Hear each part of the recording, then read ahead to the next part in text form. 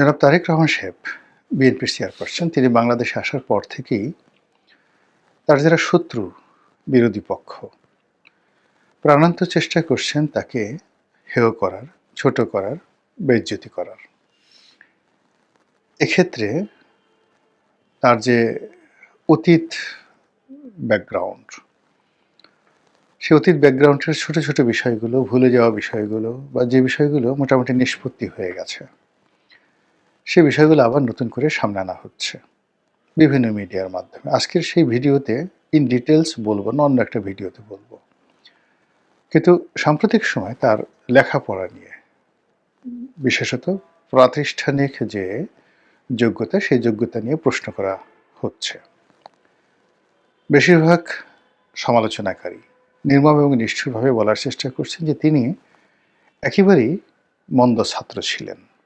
মানে ভালো ছাত্র তো দূরের কথা, মন্দ ছাত্র বলতে যা বোঝায়, ধরুন লেখাপড়ার প্রতি ভীষণ রকম অমনোযোগী, তারপর ক্লাসে কখনো তিনি হাজির হতেন না, বা হলেও তিনি একাধিকবার ফেল করেছেন, কোনো কিছু শেখার ব্যাপারে তার কোনো রকম আগ্রহ ছিল না, এবং প্রায় সব ক্লাসই তিনি ডাব্বা মেরেছেন।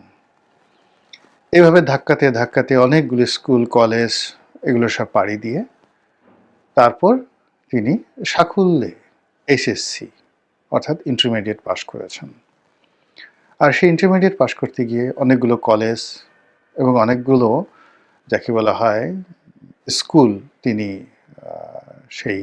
সেখানে তাকে পরিবর্তন করতে হয়েছে বলে তার যারা অনেক শুভার্থী পরিচয় দানকারী, মানে কেউ হয়তো বলছেন আমি তার কুটুম্ব হই, কেউ বলছেন আমি তার আত্মীয় হই, কেউ বলছেন আমি তার ক্লাসমেট, ইত্যাদি ইত্যাদি আরও নানা কিছু। তো এগুলো নিয়ে নানা রকম বিতর্ক চলছে এবং সবাই বলার চেষ্টা করছেন যে এর হাতে যদি রাষ্ট্র পড়ে, সে রাষ্ট্রের সর্বনাশ ঘটে যাবে, আর এ যদি প্রধানমন্ত্রী হয় তাহলে আমাদের আর ইজ্জত বলে কিছু থাকবে না। এনসিপির নেতৃবৃন্দ থেকে শুরু করে, মানে এই তরুণ প্রজন্মের যারা নেতা তারা থেকে শুরু করে একেবারে বুড়া বুড়া দাড়ি চুল যাদের পেকে গেছে তারাও তারেক রহমান সাহেবের শিক্ষাগত যোগ্যতা নিয়ে নানা রকম প্রশ্ন তুলছেন। আজকের এই ভিডিওতে আমি একটি শব্দ তারেক রহমান সাহেবের পক্ষে বলবো না,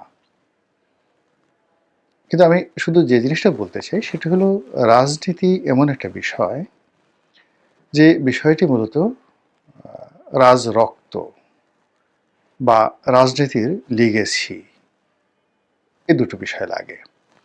যেখানে রাজতন্ত্র রয়েছে সেখানে রাজার রক্ত থাকতেই হবে।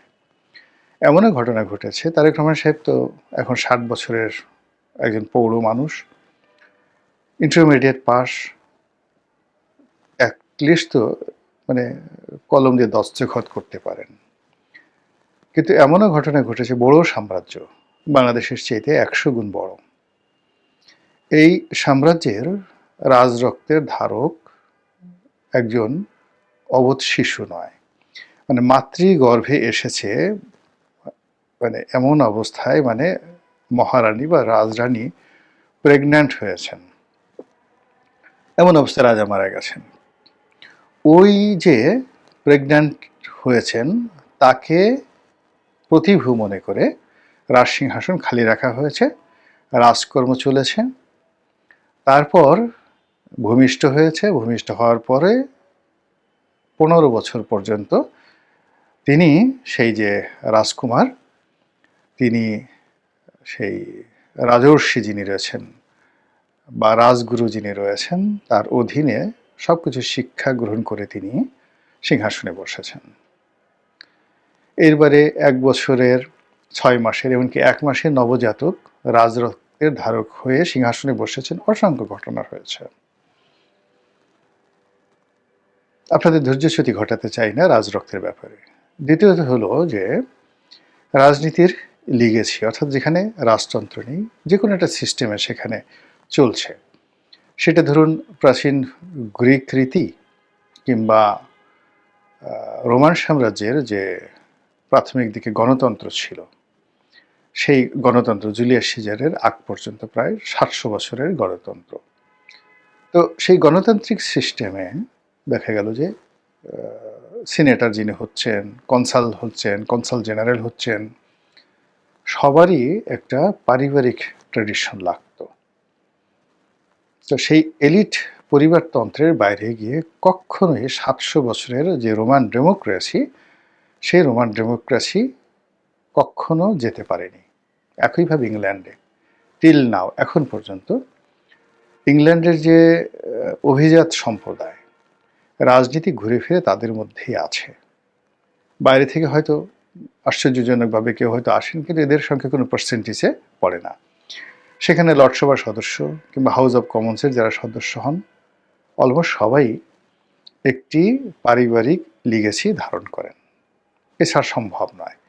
একান্ত ব্যক্তিগতভাবে তৃণমূল থেকে বেড়ে উঠে হাউস অব কমন্সের সদস্য হয়েছেন, মন্ত্রী হয়েছেন, প্রধানমন্ত্রী হয়েছেন, এইরকম ব্রিটেনের ইতিহাসে খুব অল্প। আমেরিকাতে একই অবস্থা। যারা গত ২০০ বছরে আমেরিকার যাকে বলা হয় রাষ্ট্রপতি হয়েছেন, গিয়ে দেখেন যে প্রায় সবারই হাতে গোনা ২-১ ছাড়া লিগেসি আছে, বিশাল বিশাল লিগেসি রয়েছে। তো কাজেই যারা বলছেন রাজনীতিতে খুব বেশি শিক্ষা দীক্ষা লাগে, আপনি দেখুন যে আমাদের অতীতে যারা খুব সফল রাজন্য ছিলেন এই স্বাধীন বাংলাদেশে, বঙ্গবন্ধু ওয়াজ এ জাস্ট নর্মাল গ্রাজুয়েট, সাধারণ গ্রাজুয়েট ছিলেন। তারপর তিনি এলএলবি পাশ করেছেন কিন্তু প্র্যাকটিস করেননি, বা এলএলবির ছাত্র ছিলেন এরকম। ঢাকা বিশ্ববিদ্যালয়ের ল বিভাগে তিনি ভর্তি হয়েছিলেন। এরপরে যদি আপনি ধরেন জিয়াউর রহমান সাহেব, তো আপনারা জানেন যে জিয়াউর রহমান সাহেব যখন মানে সেনাবাহিনীতে ভর্তি হয়েছিলেন, ওই সময়টিতে সম্ভবত মানে এসএসসি মানে ম্যাট্রিক পরীক্ষা দিয়ে বা মানে সেনাবাহিনী কমিশন র্যাঙ্কে যাওয়া যেত। এখন ইন্টারমিডিয়েট পাশ করে সেখানে যেতে হয়। তো এখন ইন্টারমিডিয়েট পাশ করার পরে যদি এখনকার জমানা ধরি, তাদের জমানা বাদ দেন, ইন্টারমিডিয়েট পাশ করে ঢুকেন এবং সেনাবাহিনী যে ২ বছর ২৪ মাস তারা ট্রেনিং দেয়, এই সময়টিতে তাদেরকে একটা গ্রাজুয়েশন সার্টিফিকেট দেওয়া হয়। তাহলে কি হলো, এরশাদ সাহেব এবং জিয়াউর রহমান সাহেব হায়েস্ট গ্রাজুয়েট ছিলেন। শেখ হাসিনা প্রধানমন্ত্রী হয়েছেন, তিনি নর্মাল পাস কোর্সে বিএ পাস করেছেন এবং তারও রেজাল্ট খুব বেশি ভালো নয়। তারপরে মাস্টার্স করেছেন বাংলাতে ঢাকা বিশ্ববিদ্যালয় থেকে। আর বেগম খালেদা জিয়া শুধুমাত্র এসএসসি পাস।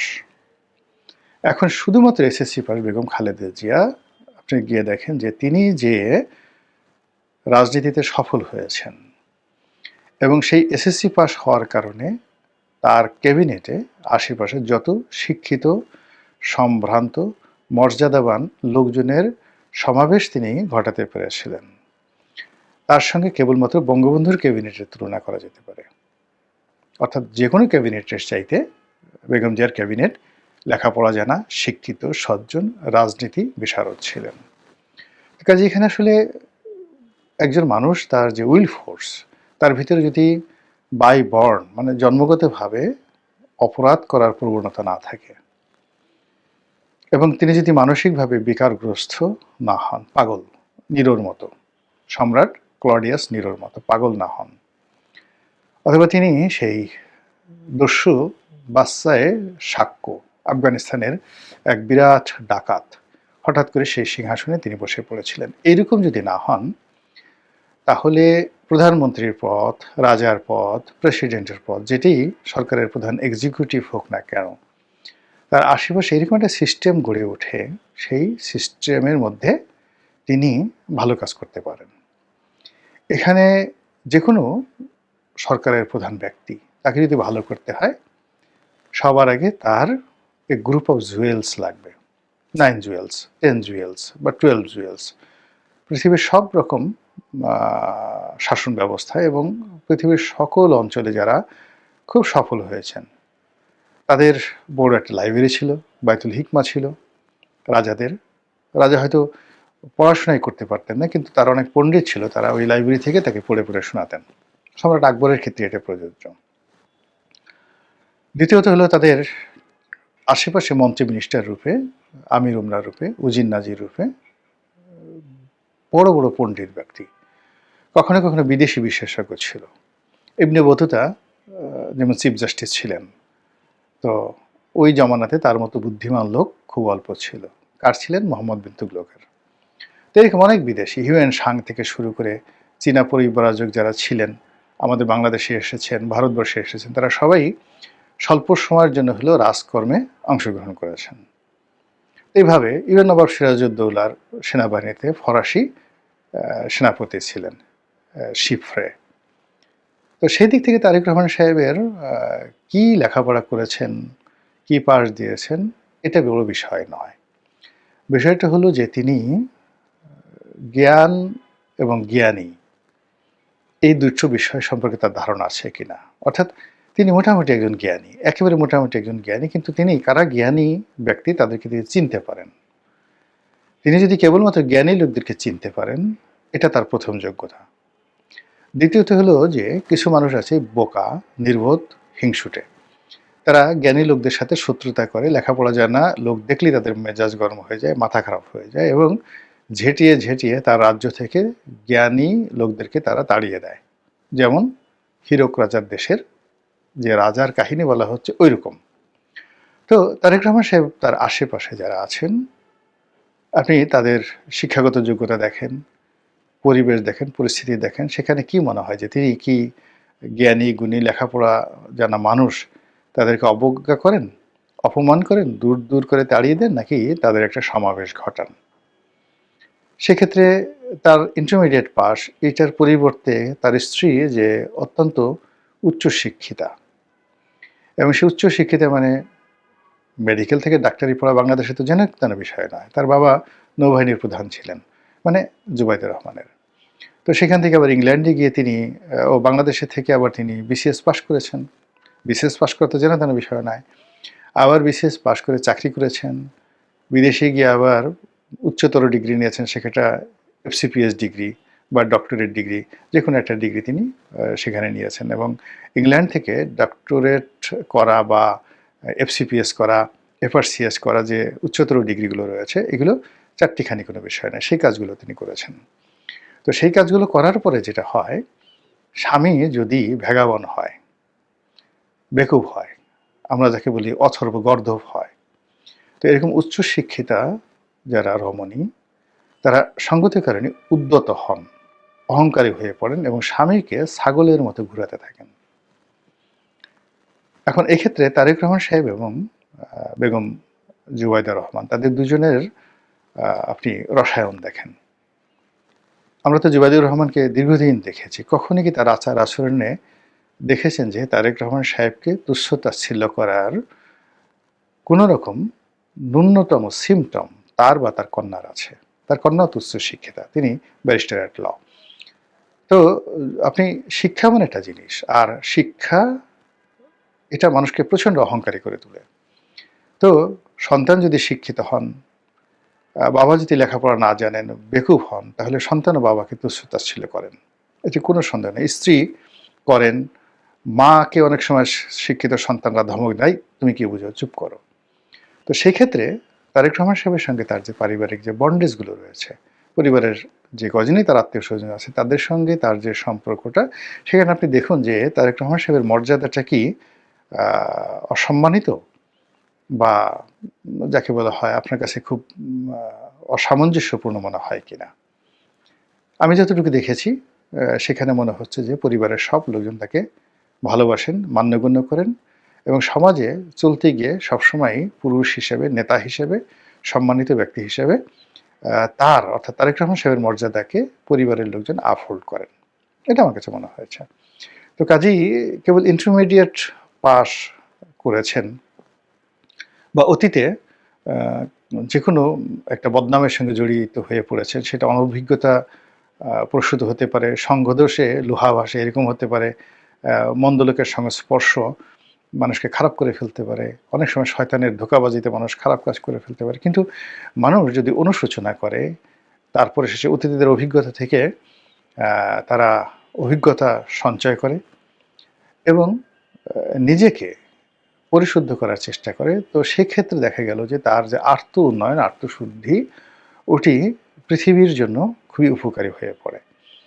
মন্দ কাজ এমন একটা বিষয়, যে কোনো মন্দ কাজ আপনাকে আকর্ষণ করবে, সেটা অর্থ লোভ বলেন নারীর প্রতি আপনার কামনা বাসনা বলেন, তারপরে ঘুষ দুর্নীতি বলেন, ক্ষমতার দাপট বলেন, যা কিছু বলেন।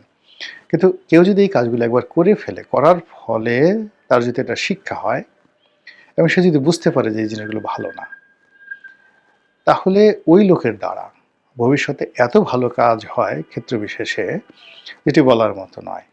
তো এক্ষেত্রে যারা বদনাম করতে চান তাদের কাছে যদি এরকম তথ্য উপাত্ত থাকে, তাহলে বলতে পারেন যে না, সেই কাজগুলো সে এখনো করছে। আর যদি তথ্যপত্র না থাকে, যদি বদনাম মনে করেন যে কারো বিরুদ্ধে গীবত করা এটা একটা কবিরা গুনাহ। থার্ডলি হলো যে এখন তিনি কি করছেন? এখন তিনি আ নামাজ কালাম পড়েন কিনা? নিচু ভাষায় কথা বলেন কিনা? ভদ্র-উচিত আচরণ করেন কিনা? তো তার পোশাক, ড্রেস কোড ইত্যাদির মধ্যে শালীনতা বজায় তিনি রাখেন কিনা? ইত্যাদি অনেকগুলো বিষয় নিয়ে কিন্তু একটা মানুষকে মূল্যায়ন করা যায়। তো সেদিক থেকে আমরা যে দুর্ভাগা জাতি, আমরা সবসময় করি কি, যে গাছে বসি সে গাছের ডাল কাটতে থাকি।